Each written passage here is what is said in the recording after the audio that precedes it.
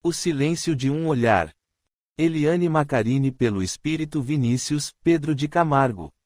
Amor e Equilíbrio Audiobook. Sexta parte. Final. Capítulo 32. RESPONSABILIDADS. 855. Qual o fito da providência, ao fazer-nos correr perigos que não devem ter consequências? Quando tua vida se encontra em perigo, é essa uma advertência que tu mesmo desejaste, a fim de te desviares do mal e te tornares melhor. Quando escapas a esse perigo, ainda sob a influência do risco por que passaste, pensas com maior ou menor intensidade, sob a ação mais ou menos forte dos bons espíritos, em te tornares melhor. O mau espírito retornando, digo mal, subentendendo o mal que ainda nele existe, pensas que escaparás da mesma maneira a outros perigos e deixas que as tuas paixões se desencadeiem de novo. Pelos perigos que correis, Deus vos recorda a vossa fraqueza e a fragilidade de vossa existência. Se examinarmos a causa e a natureza do perigo, veremos que, na maioria das vezes, as consequências foram a punição de uma falta cometida ou de um dever negligenciado. Deus vos adverte para refletirdes sobre vós mesmos e vos emendardes. O Livro dos Espíritos, Livro 3, Capítulo 10, Lei de Liberdade, Item V, Fatalidade. Após as preces de agradecimento sobre as maravilhas que presenciamos, permanecemos juntos observando os prodígios naturais desse planeta amado. Demétrio, você poderia nos falar algo a respeito do que andamos observando no dia de hoje? Perguntei sorrindo. Aguardava ansioso seu pedido. Eu mesmo preciso falar um pouco do que observamos na instituição reencarnacionista, como também o que houve no momento da fecundação, respondeu Demétrio de bom humor. À primeira vista, o mestre na sala de aula nos pareceu uma pessoa frágil e delicada, que atraía a atenção dos alunos por sua firmeza e docilidade, ao mesmo tempo que refletia sentimentos antagônicos, comentou Maurício. Sabemos que uma das características do perispírito é a plasticidade, a maleabilidade, e acredito, com certeza, que esse irmão domina a técnica de transformação da matéria mais densa. Emanuel foi bastante feliz em seu comentário. O crescimento intelectual, com intensa capacidade de ação, pode pertencer a inteligências perversas. Daí a razão de encontrarmos, em grande número, compactas falanges, operando nos círculos da perturbação e da crueldade, com admiráveis recursos de modificação nos aspectos em que se exprimem. Os anjos caídos não passam de grandes gênios intelectualizados com estreita capacidade de sentir. Apaixonados, guardam a faculdade de alterar a expressão que lhes é própria, fascinando e vampirizando nos reinos inferiores da natureza, explicou Demétrio. Assim como os espíritos melhores conseguem, por meio da depuração dos males interiores, da educação intelectual, emocional e moral, manifestar uma aparência menos densa, pois a sua própria evolução reflete luminosidade mais pura. Kardec, no livro O Céu e o Inferno, reflete sobre o assunto, comentou Fábio. Por sua natureza, possui o espírito uma propriedade luminosa que se desenvolve sob o influxo da atividade e das qualidades da alma. Colchete que abre ... colchete que fecha. A intensidade da luz está na razão da pureza do espírito, as menores imperfeições morais atenuam-na e enfraquecem-na. A luz irradiada por um espírito será tanto mais viva, quanto maior o seu adiantamento. Assim, sendo o espírito, de alguma sorte, o seu próprio farol, verá proporcionalmente a intensidade da luz que produz, do que resulta que os espíritos que não a produzem acham-se na obscuridade. Então podemos concluir sobre esse assunto que acabamos manifestando a nossa evolução e entendimento inclusive na aparência física, estejamos encarnados ou não. Questionou Maurício. Demétrio comentou. Temos alguns exemplos de espíritos encarnados que, à mercê de suas culpas e medos, permitem a ação de obsessores cruéis. Há vários casos citados na literatura espírita, como o caso de Nabucodonosor, que, durante 7 anos, sofreu grave processo de zoantropia, originado na presença de inimigos invisíveis que o hipnotizavam com o intuito de humilhá-lo perante os súditos. Em outro caso narrado na obra de André Luiz, Psicografia de Francisco Cândido Xavier, nos domínios da mediunidade, capítulo 23. O instrutor Gubbio explica. Colchete que abre... colchete que fecha. Muitos espíritos, pervertidos no crime, abusam dos poderes da inteligência, fazendo pesar tigrina crueldade sobre quantos ainda sintonizam com eles pelos débitos do passado.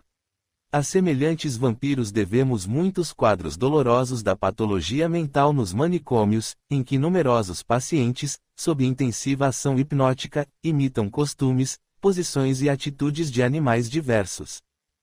E o contrário também pode ocorrer. O perispírito do encarnado pode passar por processos de melhora energética e isso acabar se refletindo na matéria. Inquiriu Maurício. Com certeza, quanto mais sutil a energia que manifestamos, menos desgaste físico acontece, nossas emoções, nossos sentimentos e desejos acabam por qualificar o estado em que vivemos, tanto físico como espiritual. A bondade acaba refletindo em nossas ações e em nossa aparência. Podemos citar um exemplo recente para a humanidade, o caso de Chico Xavier, cuja aparência física estava longe dos moldes de beleza definidos pela nossa sociedade, porém, quantos conviveram com o médium o consideravam de uma perfeição sem par, pois a sua bondade o revestia de uma beleza única. Ao observar sua aparência durante a adolescência e na vida madura, podemos perceber que houve uma modificação energética sutil que o tornou belo aos olhos do mundo, comentei, com carinho, lembrando-me do adorável amigo. Ana, que havia se juntado a nós nesse agradável momento de aprendizado, questionou. As ligações mentais que o mestre refletia em seu perispírito eram como amarras mentais ou apenas companheiros de afinidade moral e de objetivos que se juntaram a ele. Acrescentou Demétrio. O estudioso do comportamento humano Jorge Andréa da Silva, em artigo denominado Obsessão e Doenças Mentais, faz o seguinte comentário. O psiquismo humano está sujeito a interações cada vez mais intensas, quando o bloco afetivo está presente de forma preponderante. Nestes casos, as permutas mentais se tornam constantes e ativas por questões de sintonia e mais apurada afinidade. Desse modo, compreendemos as influências psíquicas a que estamos subordinados, que se intensificam quando o elemento emocional e afetivo se encontra ativado não só no campo do amor, mas também no desamor ligado ao ódio. Tanto os que amam como os que odeiam desencadeiam imensos pacotes energéticos psíquicos que vão atingir os seus afins em sintonia consciente ou inconsciente.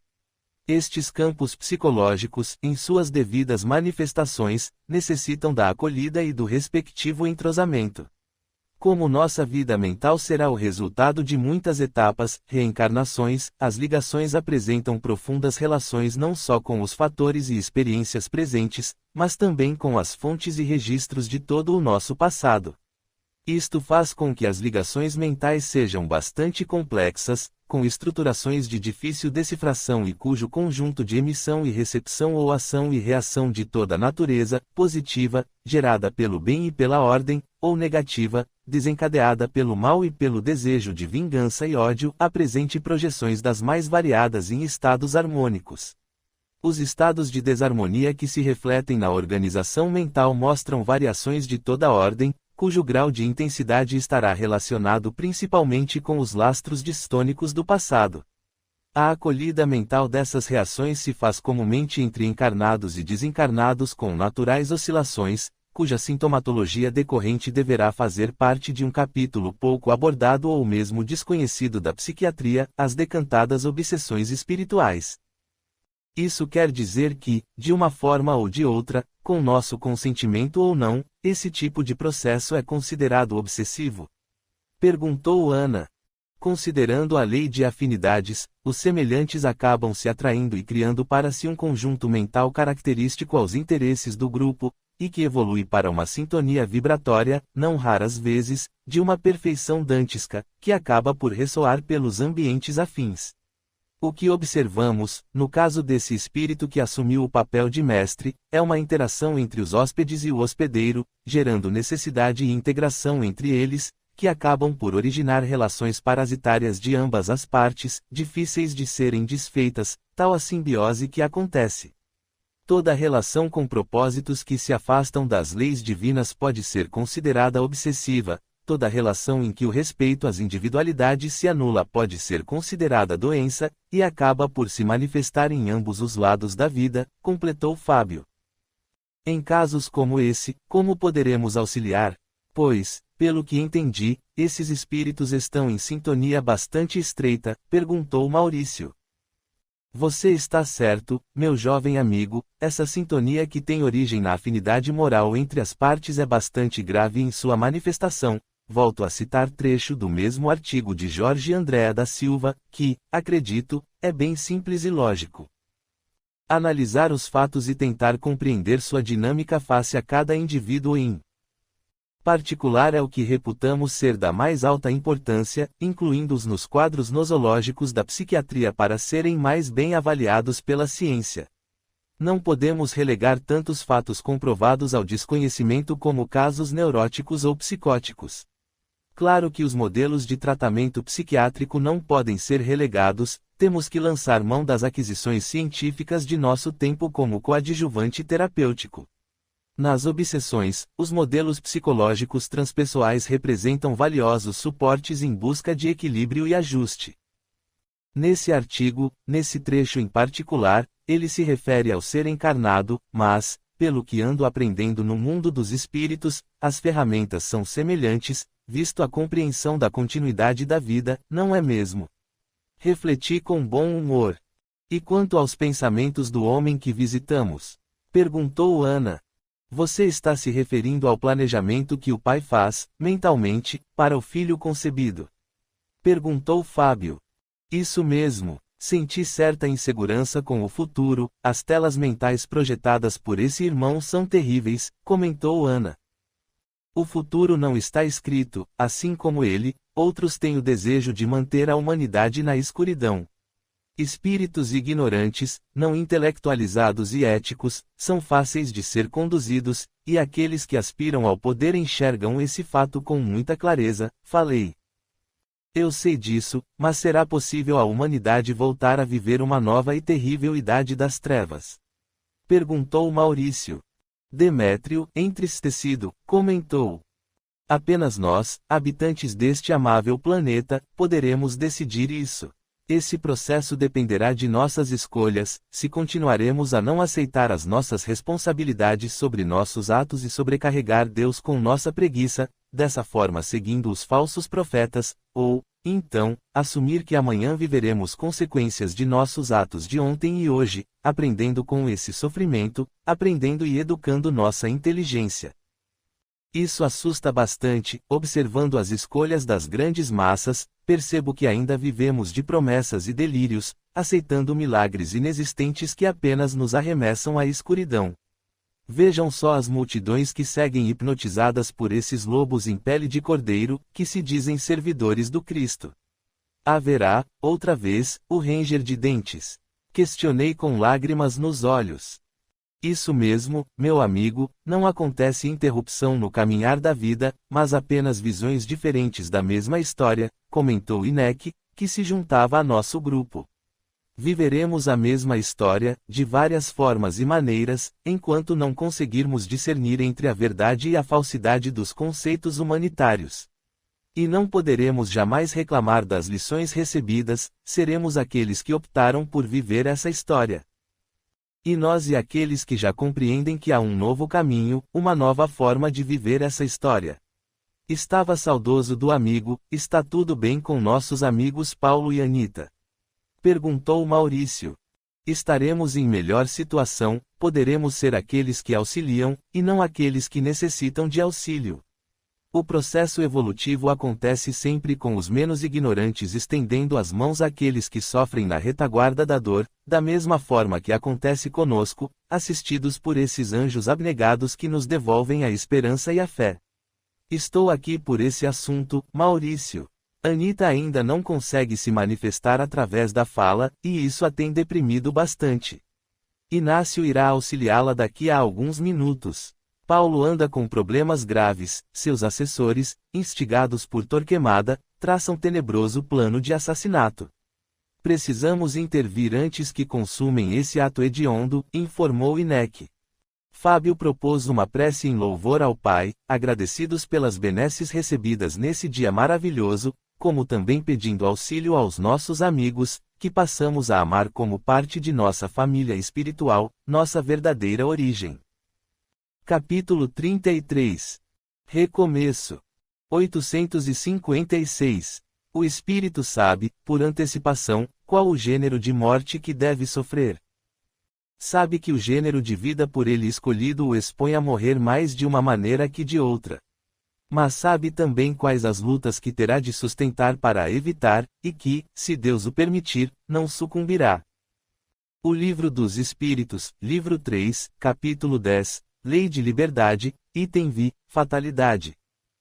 Santos e Alberto marcaram um encontro em sofisticado restaurante da capital paulista. Logo que chegaram, o maître, solícito, encaminhou-os a uma sala reservada.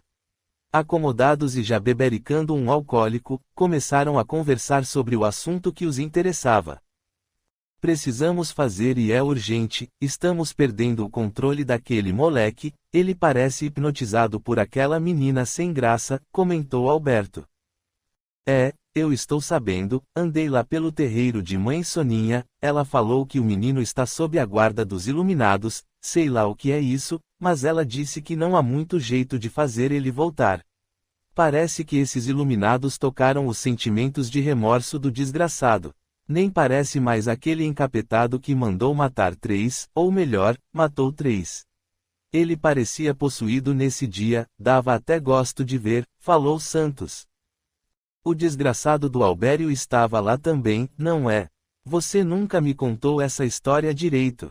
Resolveu abrir o bico hoje, por quê? Perguntou Alberto.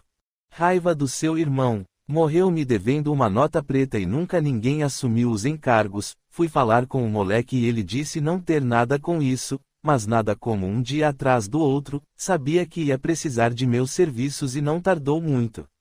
Engravidou aquela moleca safada da Ivete, aquela prostituta adolescente que vivia atrás dele na igreja, então dei uma surra nela até botar sangue para fora.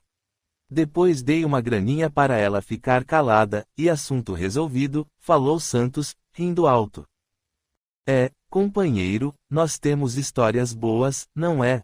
E você sabe o que virou aquele pastor que substituiu o Albério? O nome dele é João, não é? Perguntou Alberto. Quando seu irmão bateu as botas, tenho certeza de que ele foi caguetar as artes do danado, então, caiu nas graças dos grandões, aí, eu deixei por isso mesmo, mas a vontade era de dar um corretivo no dedo duro, reclamou Santos. Parece que ele anda de caso com a mãe do Paulo. O que será que vai dar uma espírita e um evangélico, ainda por cima pastor? Debochou Alberto. Mas vamos ao que interessa. Vamos dar fim ao moleque, ou não? Perguntou Santos.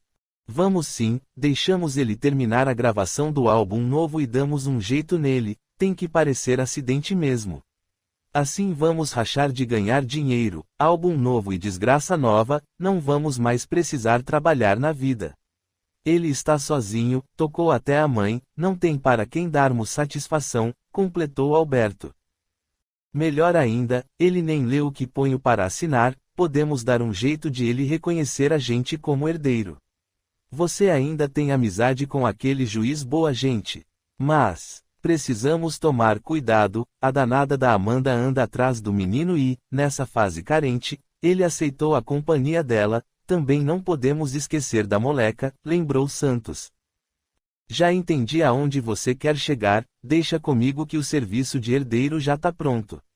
E você vê se não dá mancada e acaba incriminando a gente nessa morte. Quanto a Amanda e Anita, se as duas estiverem com ele na hora da morte, que Deus os receba em sua santa paz, ironizou Alberto. Os dois meliantes continuaram a conversa assistidos de perto por Torquemada, que nos olhava desafiador. Apenas oramos em benefício de todos os envolvidos nessa trama tão vil. Voltamos à casa espírita que nos acolhia enquanto trabalhávamos na crosta terrestre. Reunimo-nos para definir a ação necessária dentro do que acontecia aos nossos assistidos. Anita esteve conosco por um bom tempo, como sempre a menina é bastante emotiva, e, apesar de ter sido socorrida a tempo, o ataque que sofreu por parte de Celso fragilizou-a bastante. Na realidade, o problema da fala que apresenta é a escolha da própria, ela não quer falar, sabe que no momento em que se comunicar pela fala serão feitas muitas perguntas sobre o ocorrido, e ela se recusa a acusar o rapaz. Ela nos disse que, durante o ataque, percebeu a presença de algumas entidades malévolas que acabaram por dominar a mente do moço, e que compreende o descontrole dele, visto que, durante o período em que estiveram juntos, o que mais atrapalhava o relacionamento dos dois era o medo da interferência de Paulo, informou Inácio. Quando soube que Paulo viria para a cidade na apresentação do show, ele deve ter ficado bastante inseguro, o que bastou para que os espíritos empenhados em manter a dor presente na vida desses amigos agissem e planejassem esse ato horrendo, comentei entristecido. Vocês sabem de Celso? Perguntou Maurício. Ele estava fora da cidade, bastante perturbado, seus pais o encontraram hospedado perto de uma praia que a família frequentava quando ele era pequeno. Ele resolveu se entregar para a polícia acreditando que Anita e os pais haviam denunciado o fato, mas a família chegou antes de ele tomar essa ação. Entraram em contato com os pais de Anita, muito assustados pelo relato do rapaz, e foram informados de que nada de mais grave aconteceu, inclusive, foi prometida a eles uma conversa sobre o assunto, mas que não haveria denúncias públicas, informou INEC. A família compreendeu o desespero do rapaz, não que isso justifique a atitude dele, que deverá ser reparada de uma forma ou outra, completou Inácio.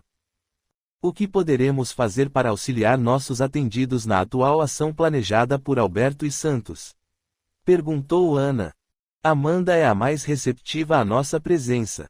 Podemos tentar alertá-la para o perigo iminente.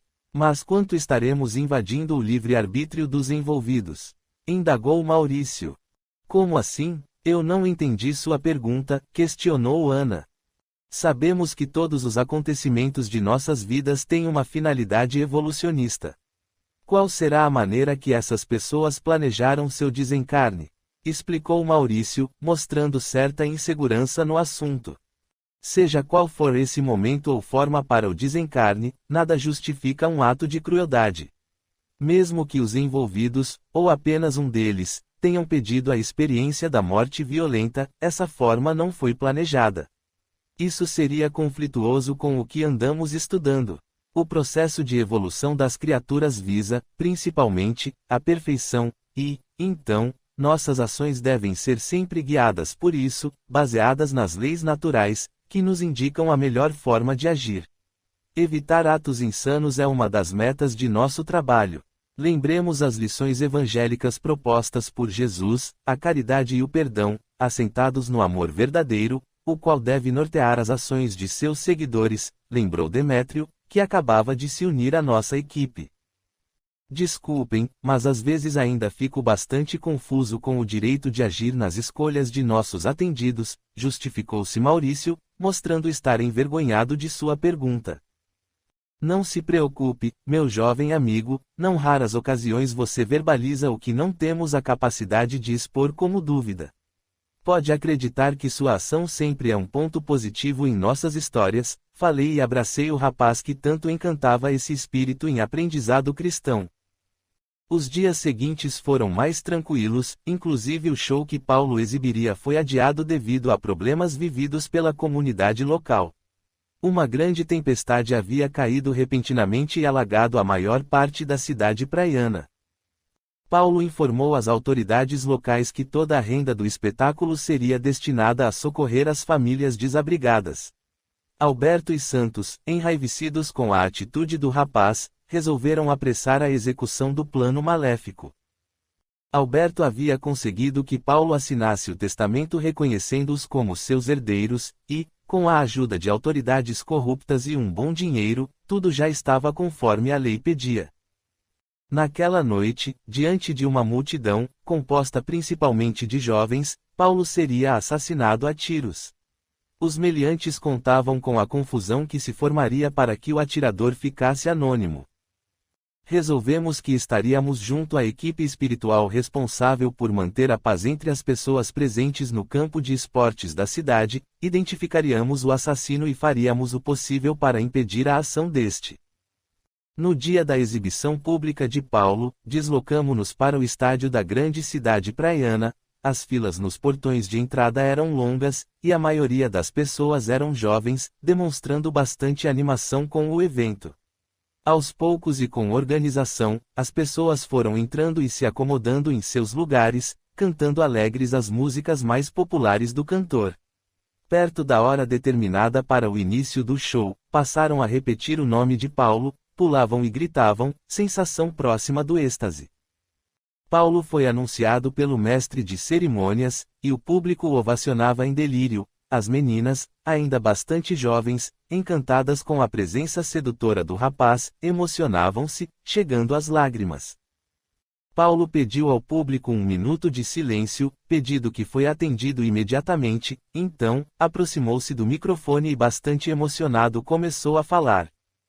Boa noite a todos vocês que estão aqui, hoje, para prestigiar o cantor Paulo. Estou bastante emocionado. Olhando para vocês, percebo, pela primeira vez, quanto isso é importante para mim. Sempre os tive como algo normal e rotineiro de minha vida, nunca questionei a mim mesmo o alcance de minhas ações em suas vidas. Acredito que nos últimos tempos não tenho sido um bom exemplo, alguém em quem vocês deveriam confiar, só tenho feito burradas, escolhido algumas ações bastante desequilibradas, como o uso de alcoólicos e mesmo drogas. Tenho usado o sexo de maneira arbitrária, como ação de fuga da minha realidade, mas algumas coisas andam acontecendo em minha vida, que acabaram por despertar em mim, esse louco infeliz, algumas ideias melhores. Nos últimos dias consegui ouvir e entender algumas coisas que minha mãe, Amanda, tenta me fazer compreender desde que eu era um moleque mal criado. Reencontrei uma namorada muito amada, que não via há muitos anos, mas de quem nunca me esqueci, Anita. Estou aqui hoje com vocês inteiro, de corpo e alma, e vou cantar de verdade, com o coração e a razão desperta, e será uma homenagem a todos aqueles que até hoje partilham esse caminho comigo. Prometo aqui e agora que nunca mais usarei nenhuma substância que possa fazer mal ao meu corpo e à minha mente, como também peço apenas uma coisa a todos vocês, que tenham uma vida produtiva, responsável e honrada, porque o resto acontece. Anita, venha aqui comigo. Paulo pediu à namorada, sorrindo.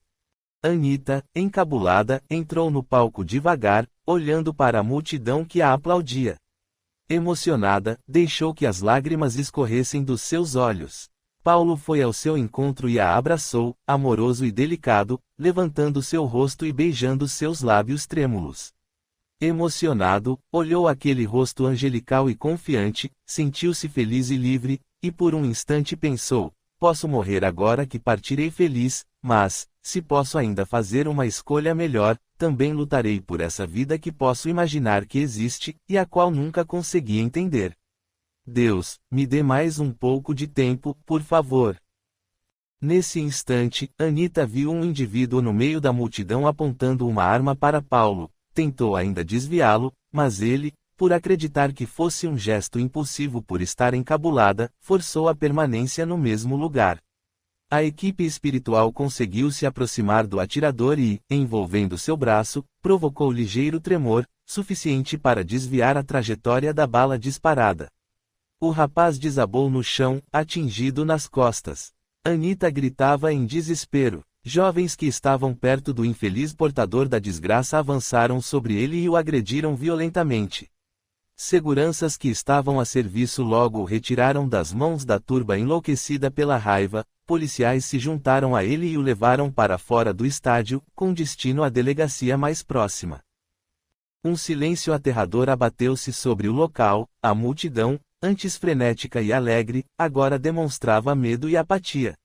Os jovens perderam o brilho no olhar e percebemos, admirados e encantados, a preocupação genuína com o ídolo que amavam. Fluidos amorosos foram direcionados ao jovem e o envolveram, fortalecendo o corpo e o espírito, parcialmente desdobrado. Uma senhora tomou o microfone jogado ao chão e iniciou uma prece sincera em benefício de Paulo. juntamo-nos à multidão e oramos por aqueles que iniciariam uma nova e construtiva fase em suas vidas. Imediatamente, uma equipe médica se deslocou para o palco e, com energia, afastaram Anita e Amanda, que se recusavam a deixar o rapaz sozinho. Paulo, parcialmente liberto da matéria densa, observava, ainda confuso, a movimentação de todos. Inácio e mais 2 membros de sua equipe de socorro ajudaram Paulo em bendito desdobramento, enquanto seu corpo sofria as consequências da violência.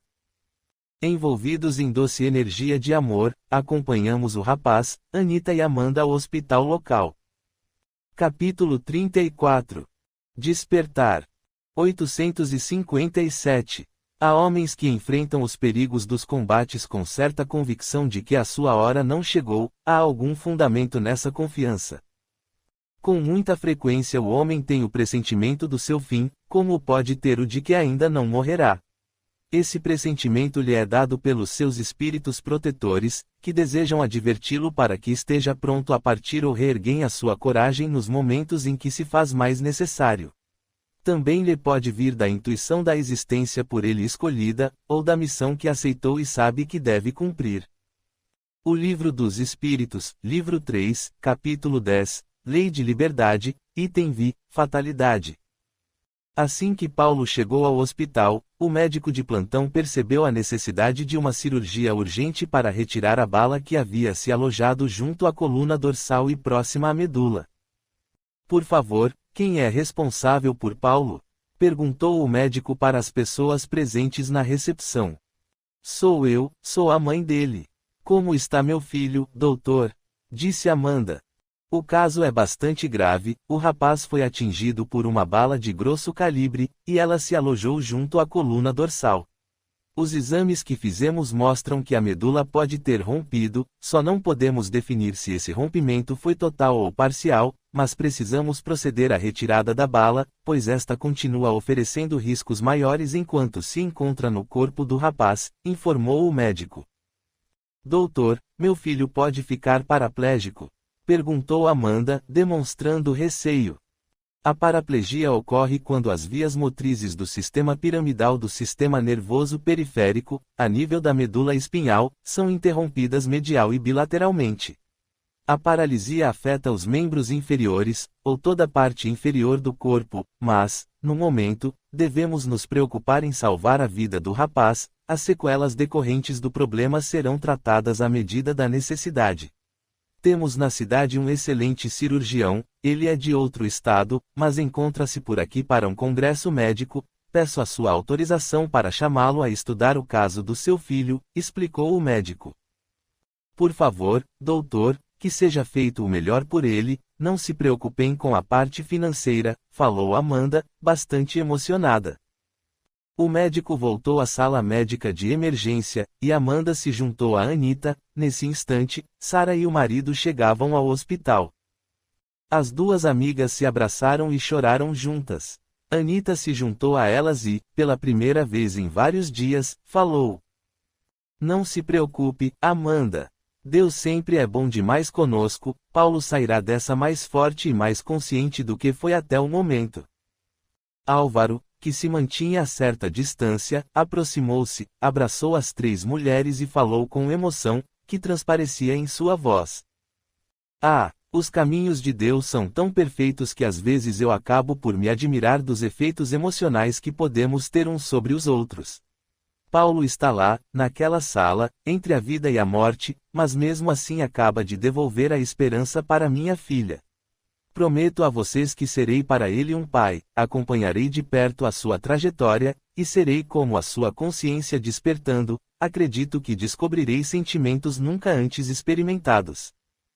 Sara abraçou e beijou o marido com alegria, e falou para a querida amiga Amanda. Desse jeito ele acaba de ganhar mais uma mãe, não é? Amanda apenas abraçou os amigos. Com lágrimas escorrendo pelos olhos, falou preocupada. Preciso avisar o João, ele ficará triste se não o fizer. Quem é João? Perguntou Anita. Ele é pastor da igreja onde Paulo começou a carreira de cantor, vocês se lembram dele? Respondeu Amanda. Acho que lembro, ele era jovem perto de Albério e parecia não compartilhar as mesmas ideias, comentou Álvaro. É ele mesmo. Nos últimos anos, depois que me separei de Sérgio, nós passamos a nos conhecer, ele me ajudou muito durante um período depressivo que precisei vencer. Hoje, nós moramos juntos e pretendemos nos casar, contou Amanda. Você é evangélica, deixou a doutrina dos espíritos? Perguntou Sara. Amanda, sorrindo, respondeu. Todo mundo que fica sabendo de nosso relacionamento faz essa pergunta de imediato. Não, eu não me converti, como eles dizem, continuo a ser espírita e a frequentar a mesma casa. Eu respeito a forma como ele demonstra a sua fé, e ele a minha. Conversamos muito sobre essas duas maneiras que, de início, parecem antagônicas, e descobrimos mais e mais que não há nada tão diferente assim. Apenas o conceito da reencarnação que fica meio estranho nas fés evangélicas, mas também isso é decorrente da manipulação dos evangelhos pelo homem. Confesso que tenho aprendido muito com o João, e ele fala que também aprende muito comigo. Que relação bonita, Amanda! Teremos muito prazer em conhecer mais de perto o João.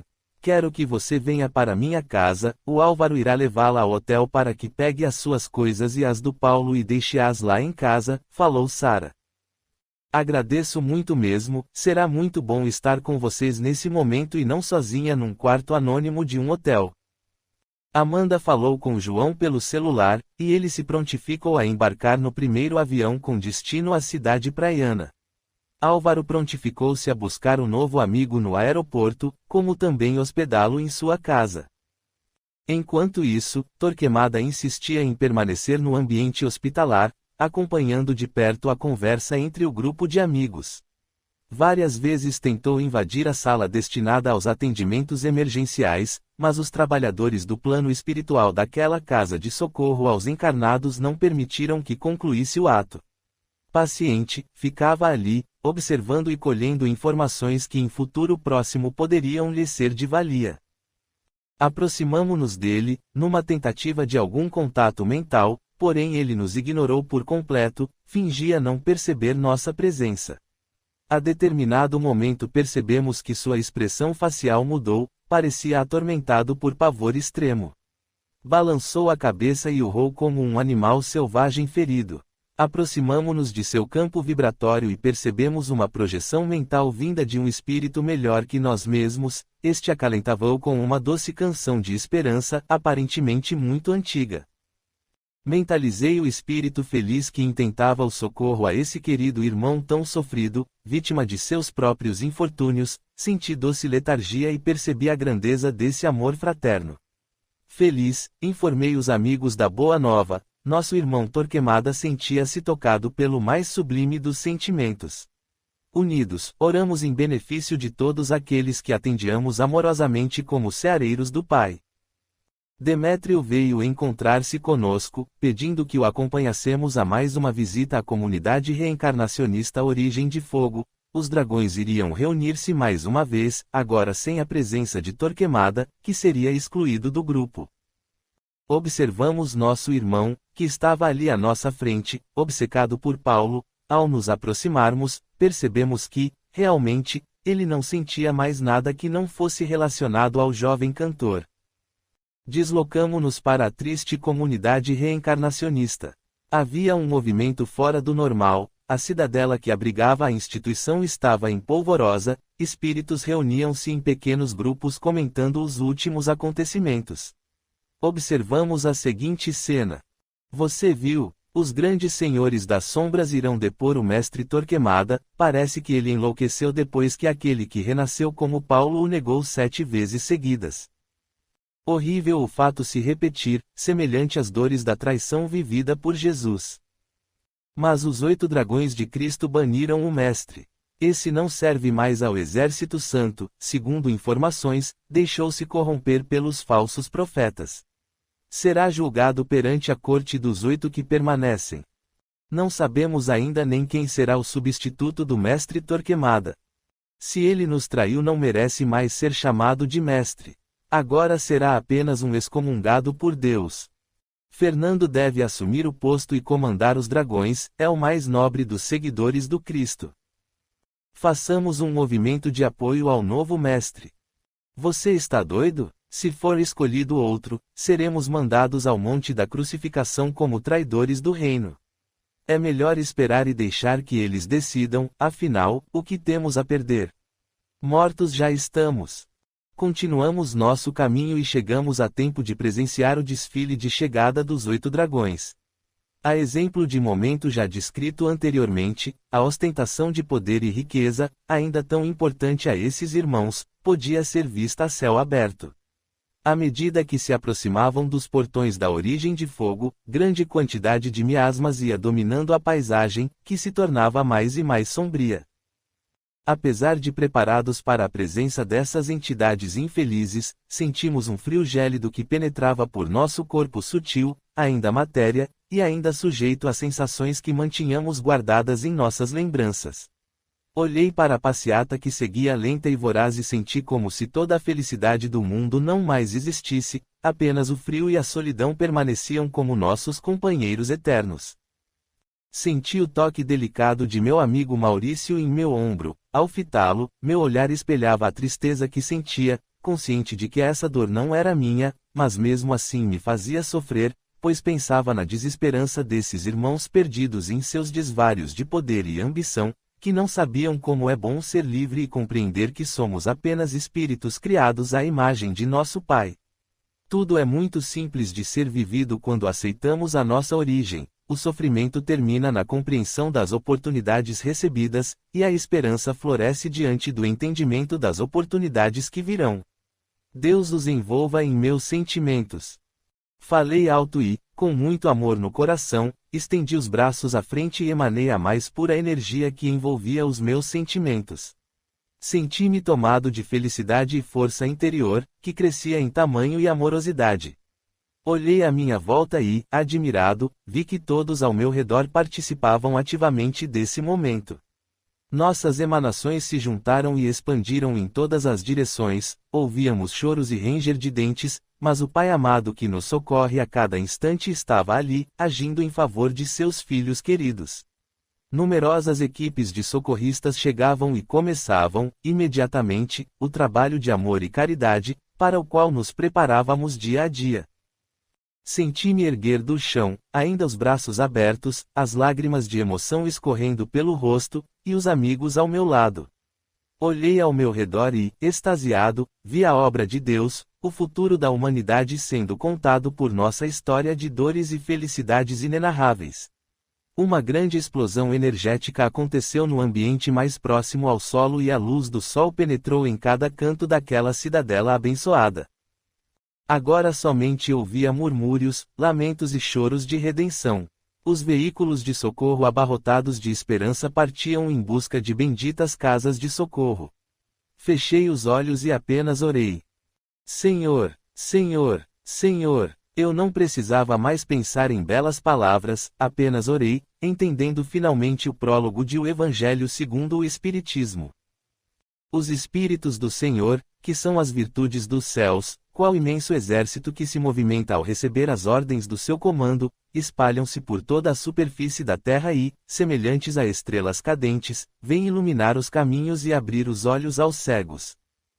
Eu vos digo, em verdade, que são chegados os tempos em que todas as coisas hão de ser reestabelecidas no seu verdadeiro sentido, para dissipar as trevas, confundir os orgulhosos e glorificar os justos. As grandes vozes do céu ressoam como sons de trombetas, e os cânticos dos anjos se lhes associam.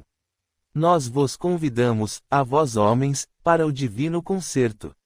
Tomai da lira, fazei unissonas vossas vozes, e que, num hino sagrado, elas se estendam e repercutam de um extremo a outro do universo. Homens, irmãos a quem amamos, aqui estamos junto de vós. Amai-vos, também, uns aos outros e dizei do fundo do coração, fazendo as vontades do Pai, que está no céu, Senhor. Senhor, e podereis entrar no reino dos céus. O Espírito de Verdade. Capítulo 35. Oportunidade bendita. 858. Os que pressentem a morte geralmente a temem menos do que os outros. Por quê? É o homem que teme a morte, não o espírito. Aquele que a pressente pensa mais como espírito do que como homem, compreende a sua libertação e a espera. O Livro dos Espíritos, livro 3, capítulo 10, Lei de Liberdade, item V, Fatalidade. Voltamos a nos reunir com a família de Paulo, ainda à espera de notícias. Paulo já estava na sala de cirurgia aos cuidados de renomado cirurgião. João acabara de chegar e juntou-se aos amigos. As horas passavam com lentidão. Amanda caminhava de um lado a outro, amparada por seu companheiro. Todos permaneciam em oração. À entrada do hospital, famílias inteiras estavam aguardando notícias do jovem, também oravam e pediam ao Pai por ele. A energia liberada por essas almas compadecidas e amorosas era aproveitada pelas equipes de trabalhadores do nosso plano. Os doentes que estavam internados recebiam essa dádiva abençoada e sentiam a melhora para suas dores. Finalmente, após horas de angustiosa espera, o médico saiu do centro cirúrgico e veio dar informações aos familiares, que o aguardavam em uma sala separada. Bom dia, quem são os pais de Paulo? Eu sou a mãe dele, meu nome é Amanda. Eu não consegui falar com o pai do Paulo, Sérgio. Ele viajou para fora do país. Muito bem, dona Amanda. Sou o Dr. Augusto, neurocirurgião especializado em casos como o do seu filho. A cirurgia correu bem e, dentro da gravidade do caso dele, está estável. Conseguimos remover o projétil, era uma bala de grosso calibre, que chegou a lesionar parcialmente a medula, entre a coluna dorsal e a lombar.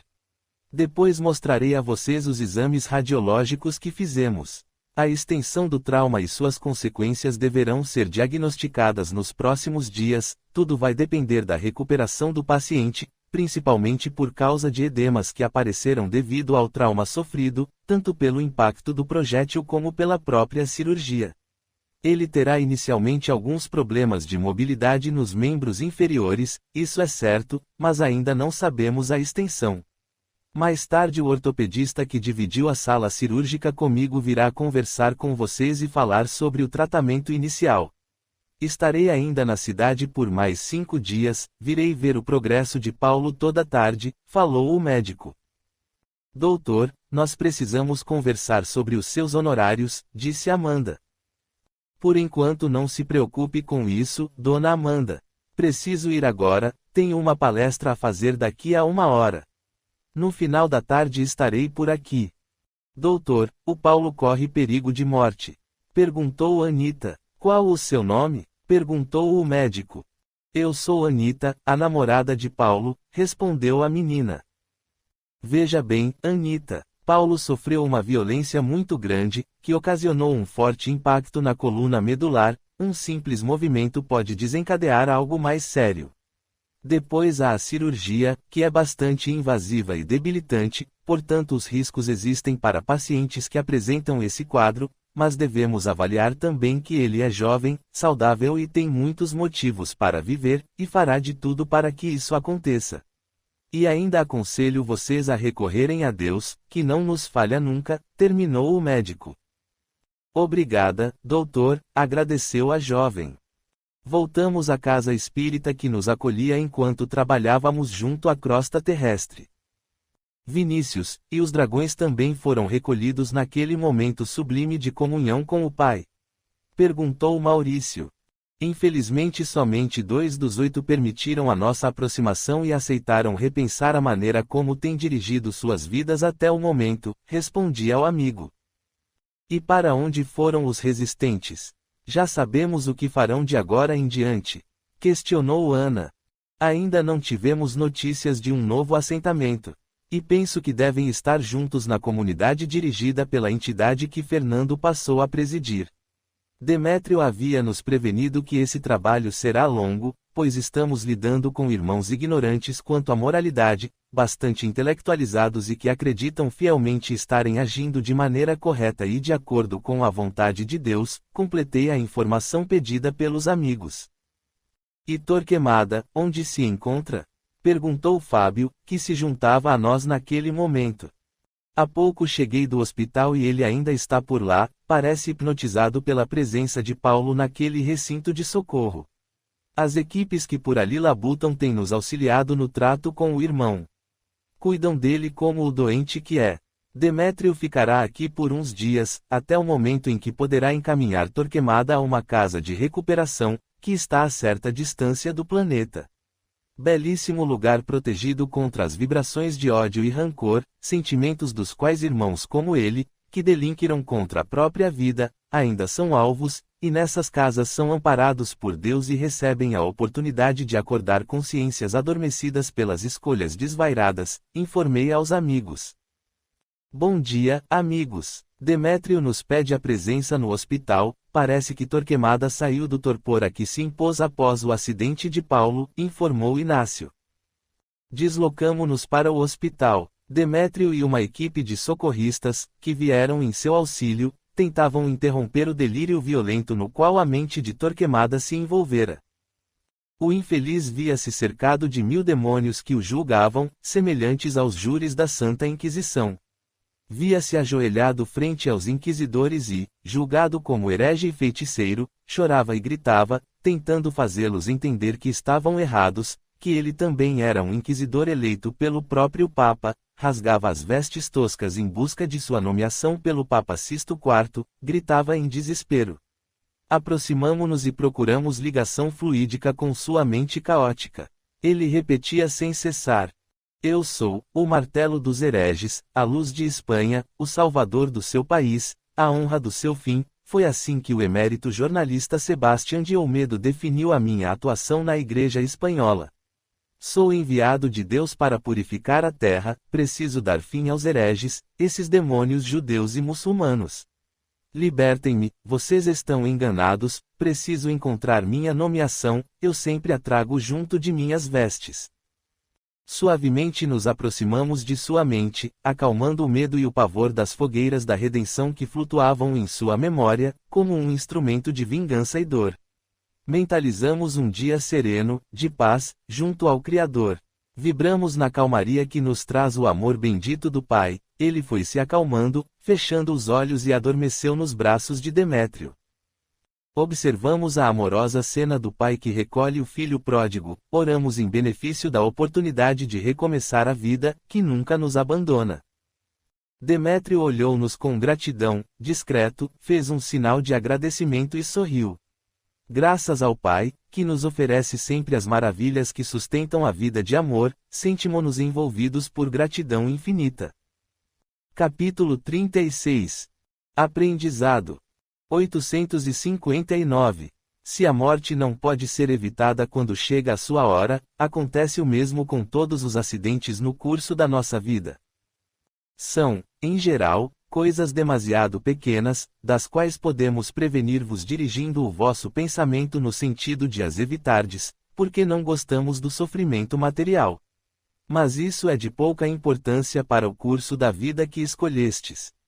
A fatalidade só consiste nestas 2 horas, aquelas em que deveis aparecer e desaparecer deste mundo. 859-A. Há fatos que devem ocorrer forçosamente e que a vontade dos espíritos não pode conjurar. Sim, mas que tu, quando no estado de espírito, viste e pressentiste, ao fazer a tua escolha. Não acredites, porém, que tudo o que acontece esteja escrito, como se diz.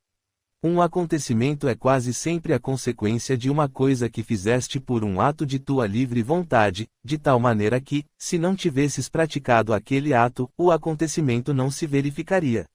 Se queimas o dedo, isso é apenas a consequência de tua imprudência e da condição da matéria. Somente as grandes dores, os acontecimentos importantes e capazes de influir na tua evolução moral são previstos por Deus, porque são úteis à tua purificação e à tua instrução. O Livro dos Espíritos, Livro 3, Capítulo 10, Lei de Liberdade, Item V, Fatalidade. Paulo melhorava dia a dia, sentia-se mais forte e mais feliz, como nunca havia experimentado em sua vida. Assistido de perto pelas pessoas que amava, florescia a olhos vistos. Sabia que corria o risco de perder os movimentos das pernas e passar o restante de sua existência terrena preso a uma cadeira de rodas, mas nunca havia sentido tanta liberdade como nesse momento. Santos e Alberto haviam sido denunciados pelo atirador, mas haviam fugido. Assim que souberam que Paulo ainda vivia e que o homem que contrataram estava em poder da polícia, juntaram o dinheiro que puderam e sumiram do país.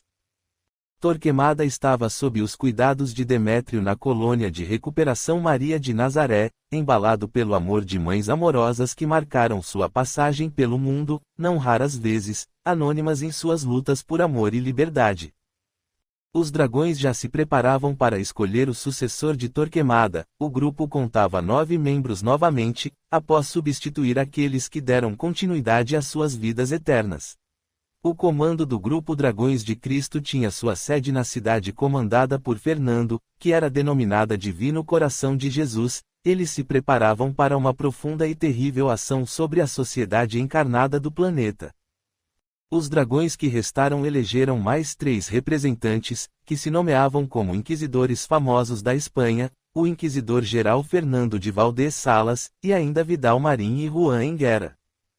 Alguns anos se foram entre excelentes aprendizados de amor, que acabaram por transformar mais e mais esse espírito ainda tão ignorante de sua própria origem e em busca de sua origem divina. Introspectivo, pensava que alguns dos nossos queridos amigos, irmãos eternos, com os quais convivemos em nossas experiências na matéria, ainda desconheciam a maravilha da evolução que desfrutamos nesse bendito plano imaterial, nos auxiliando a compreender a realidade de nossa tarefa como espíritos a caminho da casa do Pai. Cada dia tem valor inestimável nesse processo transformador, que nos faculta a individualização por meio de novas vivências no mundo dos espíritos. Há 47 anos terrenos encerrei a adorável encarnação, e nesse período vivendo por aqui, aprendendo e transformando algumas ideias que me pareciam tão imutáveis, entendi que todo instante é oportunidade para que nos esforcemos por nos transformar em seres melhores, como também tem a função de nos afastar do passado, quando direcionamos nosso aprendizado em busca da evolução moral. Procurar o antigo companheiro sem aceitar as suas modificações de pensamento e atitude diante da vida é acreditar que o mundo não possui uma rota evolutiva, mas sim que está estático para agradar às nossas expectativas tão restritas pela vontade deficitária, assentada no orgulho e na vaidade. Aceitar o processo de transformação pessoal e comunitário é entender as leis naturais, tão bem elucidadas em O Livro dos Espíritos.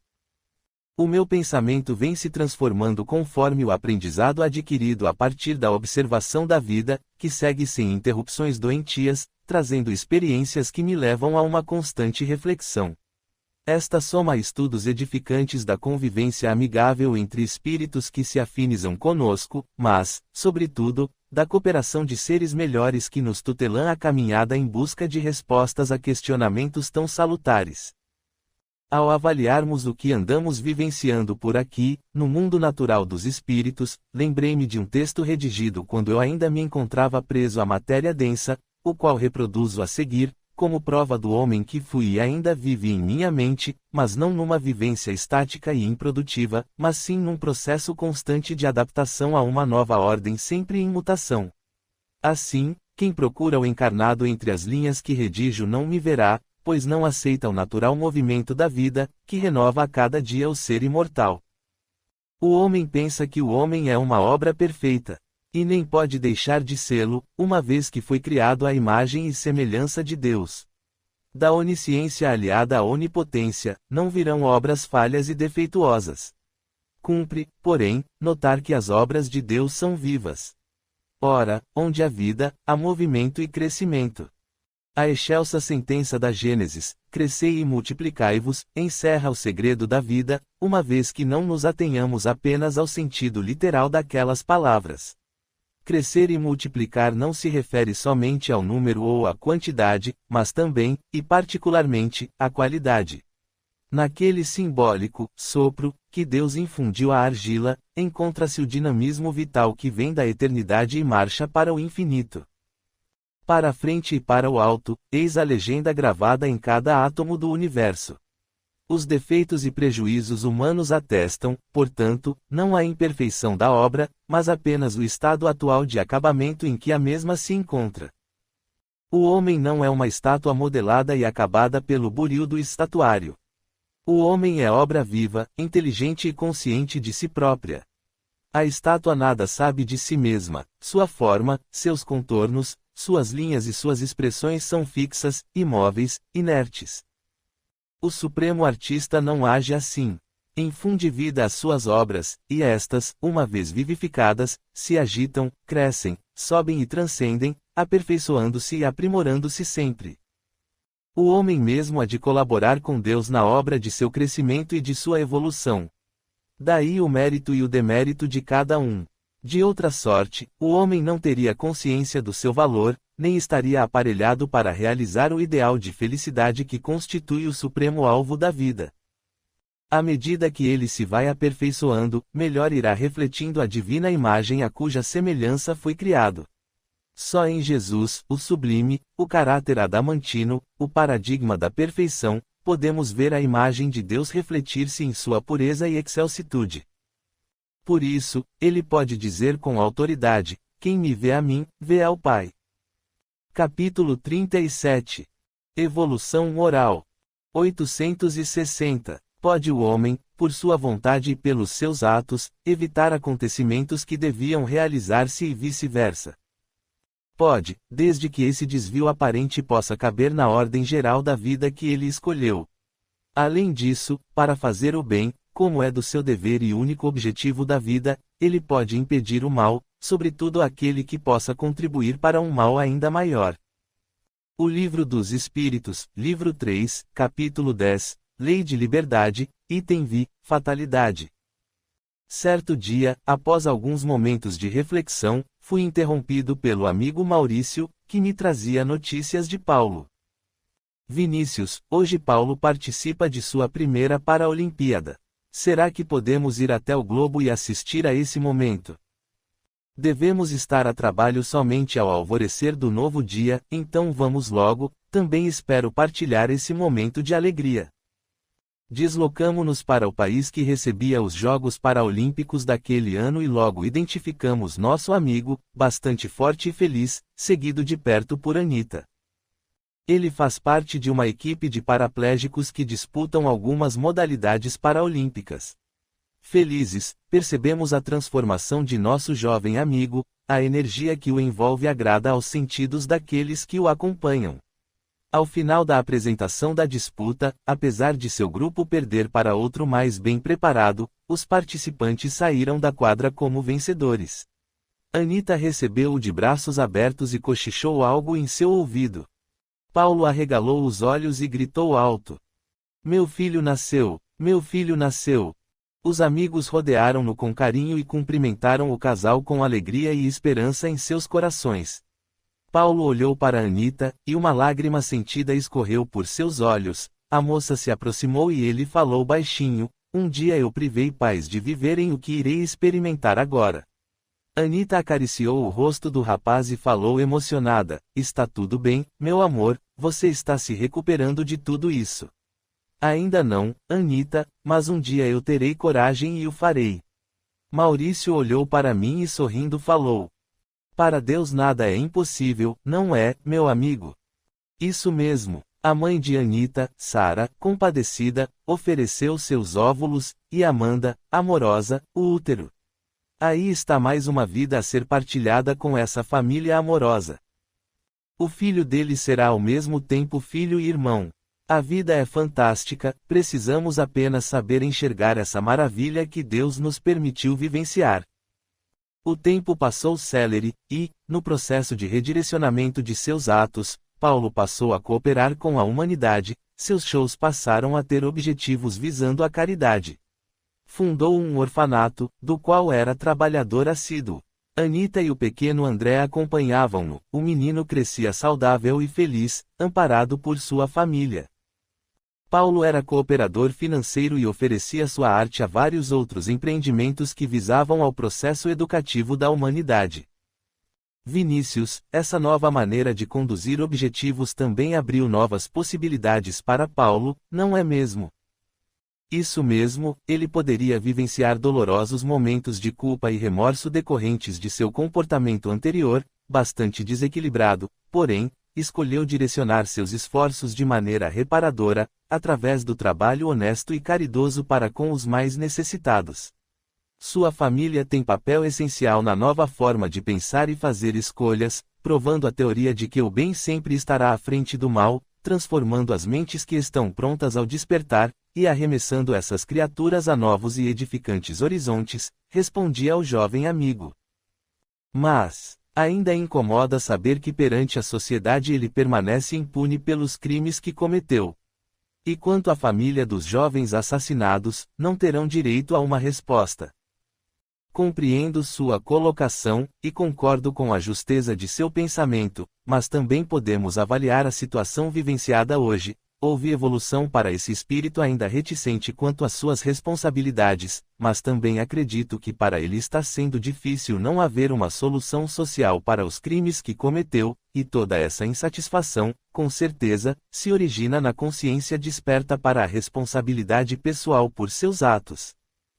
Nesse momento, Ana, Fábio, Ineque e Mauro vieram nos convidar para visitar Demétrio na comunidade de recuperação Maria de Nazaré, e também traziam informações a respeito de algumas decisões tomadas por Paulo e Anita. Paulo e Anita, após muitas reflexões, decidiram que o jovem deverá se entregar à polícia e confessar seus crimes da juventude. Ele andava deprimido e precisava encerrar esse assunto, e a única maneira que encontrou para aliviar a consciência recém-desperta para a gravidade de seus atos foi essa, informou Ineque. Incrível! Estávamos falando sobre o assunto neste exato momento, a conclusão dessa tarefa abençoada para mim havia ficado inacabada, diante da gravidade do assunto em questão. Agora, sim, acredito que o jovem irá compreender a grandeza do amor de Deus por ele e, finalmente, estará trabalhando por sua evolução moral, falou Maurício com lágrimas nos olhos. Também me alegro por essa decisão de Paulo. Devemos orar para que seja fortalecido nessa caminhada, comentei emocionado. E o que acontecerá agora? Perguntou Maurício. Ele deverá enfrentar momentos angustiosos e difíceis, mas estará amparado por seus familiares e também por um excelente advogado, sem contar com a simpatia conseguida do plano espiritual por sua renovação moral. Com certeza serão levados em conta o trabalho social que realiza, a idade em que o crime foi praticado e ter sido voluntária a sua confissão. O menino se sentirá mais livre e mais forte com essa decisão. Oremos por essa família que aos poucos se harmoniza com sua origem divina. Emocionados, oramos em benefício de nossos amigos. Após esses momentos amorosos de doação de nossos mais nobres sentimentos, decidimos visitar Torquemada. Deslocamo-nos para imediações do espaço próximo ao planeta. Paramos por uns instantes para observar o planeta azul que nos acolhia carinhosamente em seu seio protetor. Percebi, extasiado, pequenos pontos luminosos que se deslocavam em várias direções, deixando um rastro de luz à sua passagem. Olhei para meu querido amigo e mestre Ineque com um olhar de indagação, e ele sorriu e falou num sussurro respeitoso. São espíritos melhores que trabalham pela humanidade, que, ao se deslocarem, modificam os fluidos mais densos, daqui do alto, nos parecem pequenos cometas da esperança. Sorri diante da comparação. Seguimos nosso caminho entre as belezas do universo. Chegamos ao local escolhido por espíritos melhores para construir a belíssima comunidade de recuperação destinada a abrigar espíritos que se comprometeram de forma bastante grave com as leis naturais, ou seja, aqueles que delinquiram contra si mesmos. Ali, afastados dos desejos ainda tão humanos, teriam bendita oportunidade de recuperar o controle de suas vidas por meio do entendimento, ainda precário, da beleza da criação. Atravessamos um belíssimo portal, que se assemelha ao brilho refletido pelo diamante mais puro, trabalhado em 1000 faces. A luz resplandecia e se movia através da escuridão do espaço sideral. Tão perto da Terra e tão diferente de tudo que já conheci. Que maravilha! Que prodígio edificado por mentes melhores, comentei embevecido pelo espetáculo do amor latente em cada um de nós. Atravessamos o magnífico portal, paramos e observamos, emocionados e admirados, o ambiente semelhante aos belos jardins encontrados no planeta, mas tão diferente ao mesmo tempo. O colorido era vívido e envolvia cada gota do orvalho matinal. Continuamos o caminho e nos deparamos com uma sala de repouso, envolvida por uma cúpula de luz azulada, que abrigava alguns espíritos adoentados e em terríveis estados de deformação. Estavam felizes, assistidos por criaturas divinas semelhantes aos mais perfeitos lírios do campo, que volitavam, alegres, indo e vindo em busca de socorrer a dor. Demétrio veio ao nosso encontro e, amoroso, abraçou cada um de nós e nos convidou a adentrar um singelo espaço que abrigava a figura diminuta de Torquemada. Emocionados, percebemos a dor que envolvia aquela criatura arrependida do mal que havia imposto à humanidade. Encolhido em si mesmo, olhou-nos, envergonhado, e abaixou a vista. Aproximei-me dele, seguido por meus amigos, posicionamo-nos à sua volta e passamos a doar amor e paz a nosso irmão. Então, lembrei a canção que ouvira chegar a ele, e que tanto o havia emocionado, quando ainda era socorrido pelo amor de Deus. Timidamente, comecei a cantarolar, aos poucos, os amigos juntaram suas vozes ao louvor amoroso. Sentimo-nos elevados ao espaço, a canção fluía e criava à nossa volta emanações amorosas, nunca dantes imaginadas por nós. Olhei à minha volta e percebi que estávamos soltos no espaço, que refletia admirável fenômeno energético. Torquemada abriu os olhos e viu-se refletido em cada um de nós. Elevou o tronco com dificuldades e juntou sua voz ao canto sublime. Brilhante onda fluídica ganhou o espaço em direção ao planeta e iluminou consciências adormecidas. Olhamos e percebemos que a comunidade reencarnacionista Divino Coração de Jesus estava sendo beneficiada pelo despertar de Torquemada.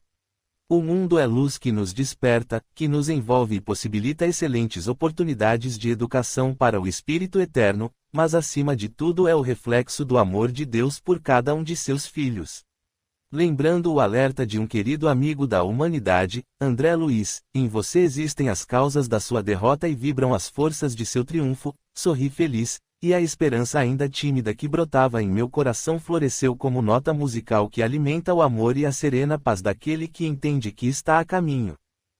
Fortaleça sua crença no Pai amado e transforme sua vida solitária em dádiva de luz, amor e perdão. Deus nos ilumine nesta caminhada bendita. Continua. Obrigado a todos e até o próximo livro. Amor e Equilíbrio Audiobook.